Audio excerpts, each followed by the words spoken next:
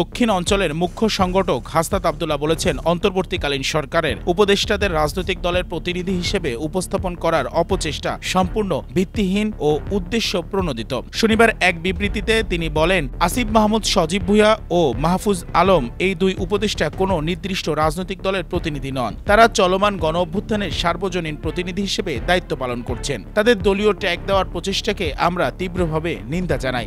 ওয়ালটন আবারও মিলিনিয়ার অফারে ওয়ালটন ফ্রিজ কিনে আপনিও হয়ে যেতে পারেন মিলিয়নিয়ার।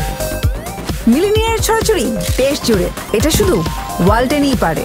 তিনি অভিযোগ করেন, এ ধরনের বিভ্রান্তিকর প্রচার উপদেষ্টাদের সম্মানহানির অপচেষ্টা এবং এর মাধ্যমে গণ আন্দোলনের সার্বজনীন চরিত্রকে প্রশ্নবিদ্ধ করার কৌশল মাত্র। হাসনাত আব্দুল্লাহ আরও জানান, তারা সরকারের প্রধান উপদেষ্টার কাছে বিচার ব্যবস্থার সংস্কার, নতুন সংবিধান, গণপরিষদ ও আইনসভার নির্বাচন, আহত ও শহীদ পরিবারের পুনর্বাসন সহ মৌলিক সংস্কারের দাবিতে সুস্পষ্ট বার্তা দিয়েছেন। পাশাপাশি অবিলম্বে নির্বাচনের রোডম্যাপ ঘোষণার দাবিও জানান।